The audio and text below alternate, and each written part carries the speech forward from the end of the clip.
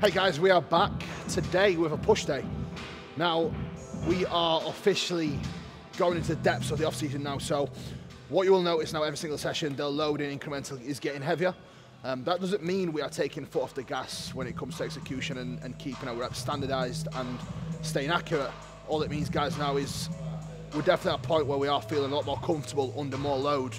And that's just coming with more body weight and obviously getting fresher and being in that pretty much 8th week post-show now, or whatever it is, where I know now I am safer to be able to really push the loading and not hurt myself, which is the key. I think timing of taking the right calls at the right time is essential when you do go into the off-season, especially when it comes to your loading in the gym with the big compound lifts. You cannot rush them at any point. I think the only thing that comes from rushing is often injuries and garbage stimulus, which again we want to avoid at all costs. We want to make sure that we are as accurate as we physically can be with everything that we do. So we'll notice, guys, small additions to the programming off the back of a consult with my man Gloff. I'm actually doing lat work every single day pretty much now. So you will notice that instead of doing extra prep work that I have been doing before, I'm addressing some of the mobility issues just through actually doing some sort of work prior to my session. So right now, we will actually start our session with a pullover, then a vertical pullover, and then we actually move on to a line cuffed Y raise, which is a movement that we start all our sessions with. Not only a movement that will challenge the delt in the length and range, but it's also a great functional movement that gives you a little bit more access and challenges your delt above the head, which no other movement really does. And that is something that is invaluable, in my opinion, when it comes to not only your development of your top shelf, but also keeping you nice and mobile and more so safety in your presses. So again, guys, when you look at programming as a whole, don't waste time in the gym. Get in, be productive, and spend your time wisely. Spend your time doing the stuff that will contribute towards your development, your work in the gym, not take away from it. I'm seeing far too many people waste time doing useless stuff before they actually train. That's not the goal here. The goal here is to get in, be as productive as possibly can be, and get it smashed in there and progress. That's always the priority and the goal. So without further ado, guys, we'll get stuck into the session. I'll still do my little mobility drill and some planks, a little bit of core work before I actually train, so you will get to see that. But then it's all systems go from here. So very excited to get today's session done. I feel great, very strong the past few sessions as well. So I am hoping to hit some decent numbers today. I'm getting very close to hitting my goal of 4 plates for reps on that Cybex Incline Smith. And today I'm going to get even closer to it. I've got a good feeling about it, so can't wait to get stuck into the session. I'm going to wrap my logbook out now, set some numbers in there as well. Again, the whole purpose of this logbook is not to progress numbers. The purpose of a logbook is not numbers game. The purpose of a logbook is to keep me accountable with my quality and standard in execution. That is how a logbook should really be used. It is not to chase numbers. If you are using a logbook to simply chase numbers, you have no understanding of progressive overload and you have no understanding of how to use logbook. A logbook is there to keep you accountable to your form and execution. Your log progression should be very small, and above all, the priority is not just driving reps. It's not just numbers. Priority is always the quality. Write that down.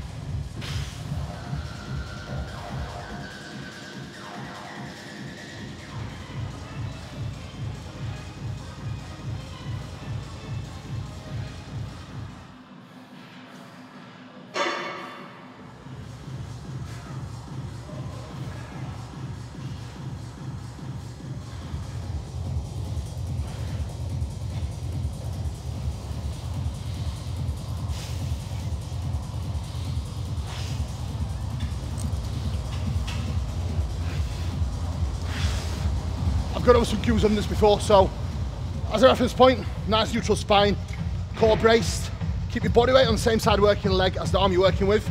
Here you want some internal rotation at your upper arm. So what I like to do is actually bring my fist all the way through. See what happens as my fist turns? My arm internally rotates, pressing that shoulder down and engaging the lat. So you want to try and crank this in as much as you can and then lean into the working side leg slightly. Again, nice neutral spine, don't let your chest cave in, proud chest remains. From that position, all you'll be thinking about is scooping down and into the pocket of the hip.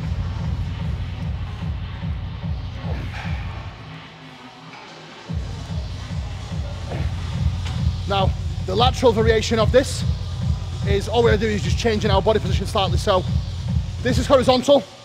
The lateral variation, you turn slightly away, changing the angle, which does hit different part of your lat fibers. Obviously, it hits a little bit more horizontal for the lat fibers, which does make quite a bit of a difference, and you do feel it when you execute correctly as well.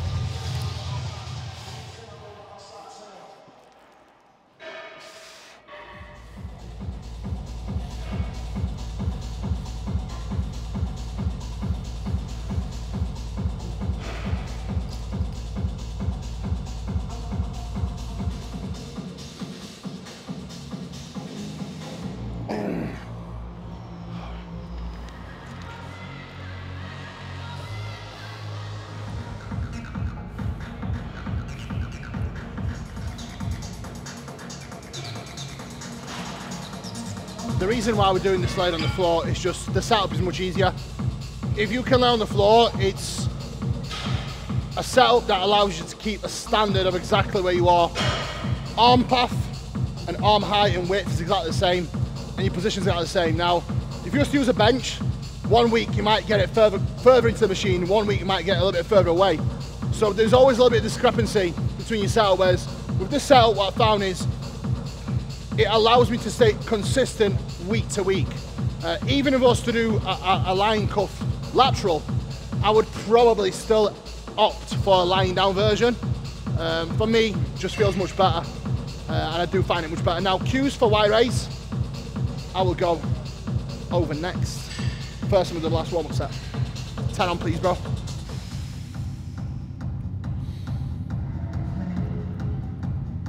With a line cuff Y raise, you want to align your fist in line with the cable, so your upper arm is in line with the resistance force. And from that position, all you're thinking about really is painting the corners. Now, the most important thing is controlling change of direction here and making sure that you do not explode up at the hole. You want to think about dragging and painting out and across, and then that nice little pause, and then in controlled fashion back in. The main most important thing is control across all contractile ranges here. Both the concentric and the eccentric need to be super controlled. You want to aim to have the sort of control where you are able to stop at any given second of the rep. That is when you get the most out of any isolation work. That is the tempo that you need to utilize.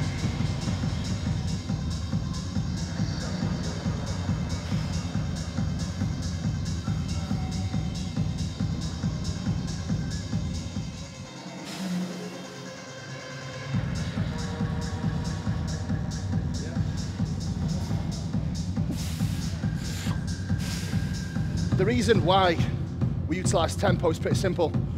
It's not the weight necessarily that builds the muscle tissue.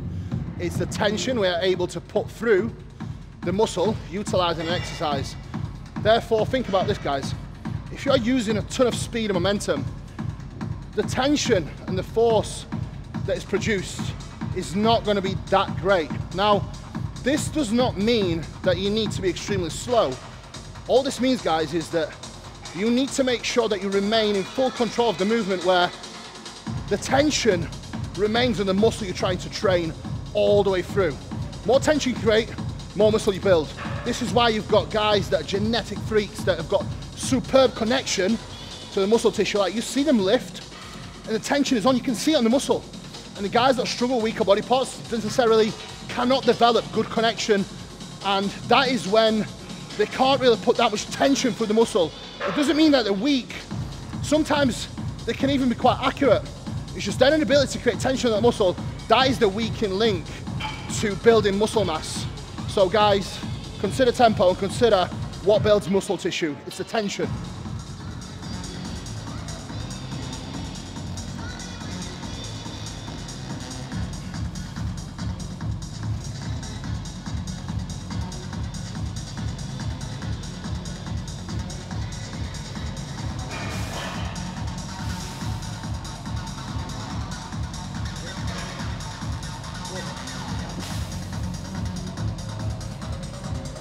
Beautiful work.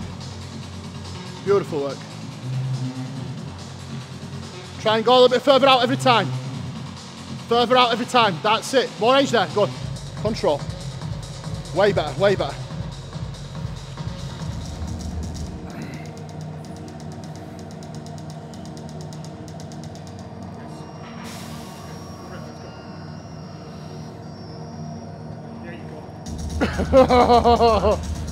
They're going to be the reps that'll cost me, do you know what I mean? Yeah, for the reps. 2 reps up anyway. Okay. So it's not worth taking the reps where you're having to fucking kill yourself to complete them, do you know what I mean? You thought it was there as well, I thought it was there. I'd rather take a partial. Yeah.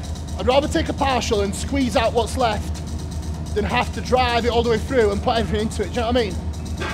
And take away from the bigger exercise step. Exactly. Right, so this is just what I call activation work. I'm not going anywhere near failure.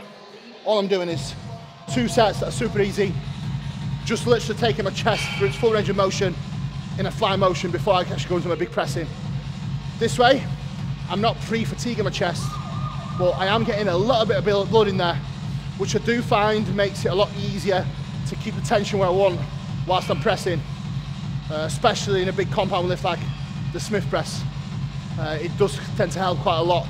And it's more neurological, just makes you more mindful of what's about to get hit. Just knowing there's a bit of blocked blood in there definitely makes a big difference.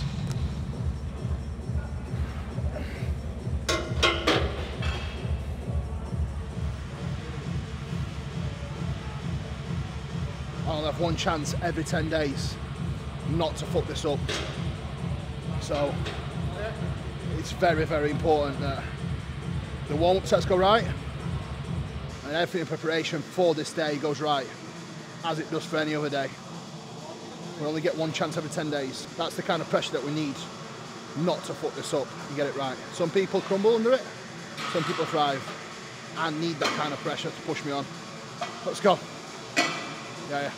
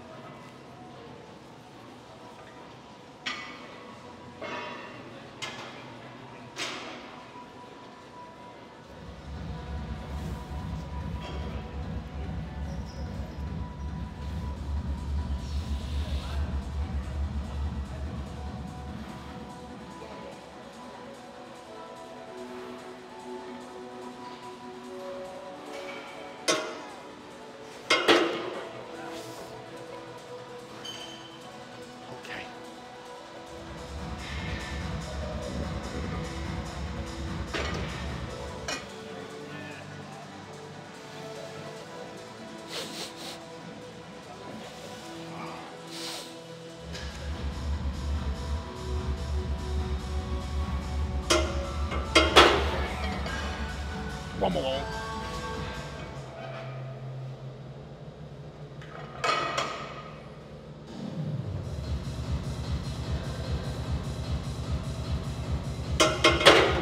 Yes. Oh, it's that today. Yep.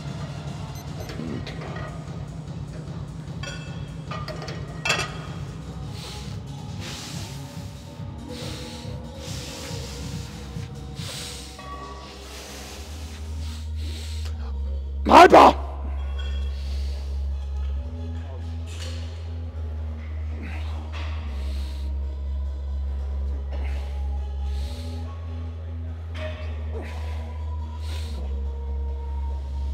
More direction out of the hole.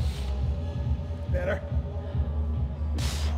Take it. Take your foot fucking rip. Don't let me fucking touch this. Don't let me touch. Come on, come on, come on, come on. There you go, savage. Ah!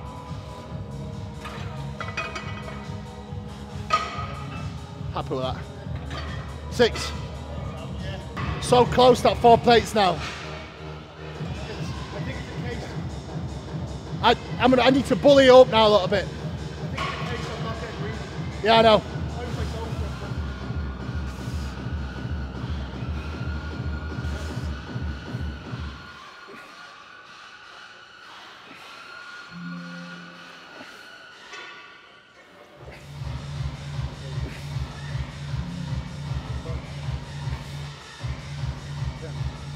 Gotta fucking take this rep. Gotta take it, gotta take it, gotta take it. Come on. Yes. Just a little. Yes! Fucking yes!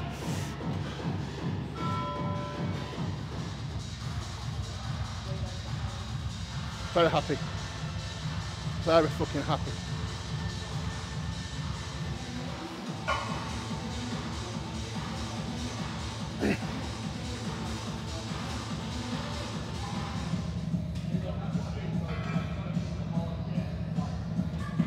Oof. Ooh. Ooh.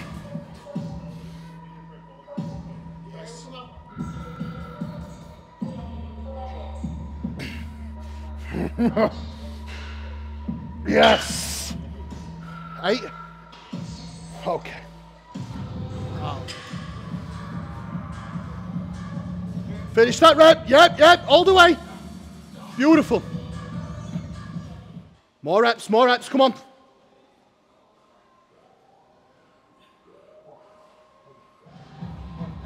Yep, one more rep, get more aggressive now. Drive all the way through, yes, yes, yes. That's the fucking rep. Beautiful.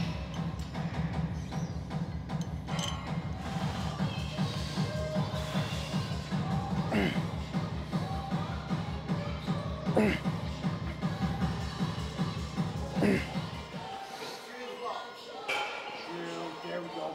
That's the rep. Yep.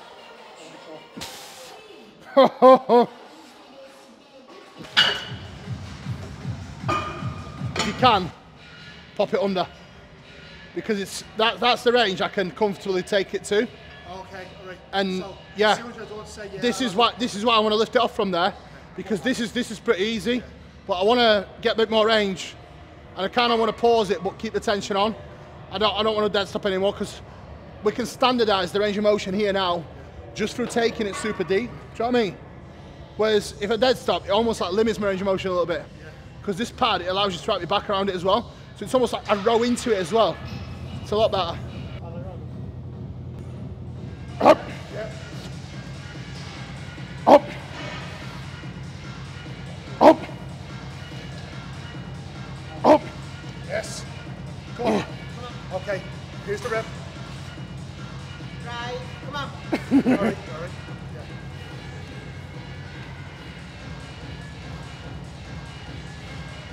Because on that C setting, it drops off a lot as you shorten it. Yeah. So it's heavy all here, but we're still strong. Yeah. Do you know what I mean? Opposite there, didn't it? Yeah, but so the further you have the C back, the heavier it is in the shorten range. We want the opposite. We want it heavy in the lengthen where we're strong now, and drop off in the shorten where we're pretty much exhausted now. We don't have anything here, so we want it all overloading here. Write the finger setting down, please, yeah? Yeah. Right. Thing is, I don't want to get it for less than 6. So I can, if I feel good in 10 days' time, I'm going to see what a 3.5 plates feels like again in 10 days. If it feels super light, I'm going to take 4.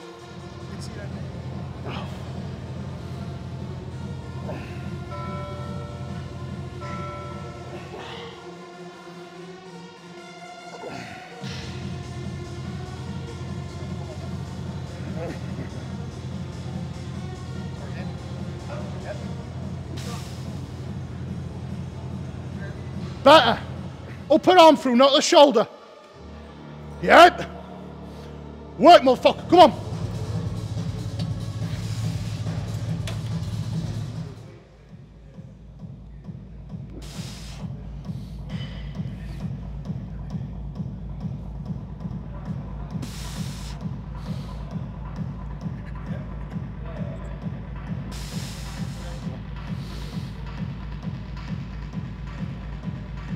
Oh.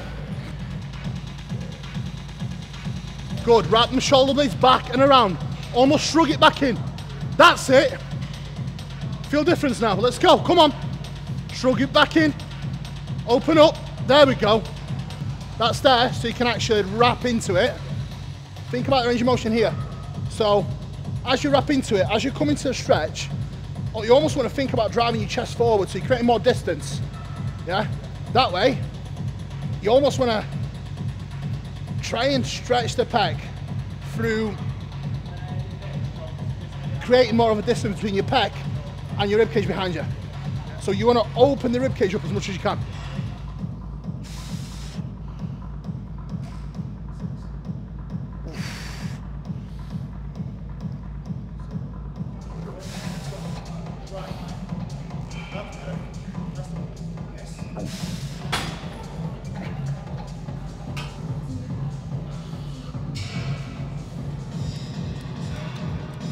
Moving on to tricep.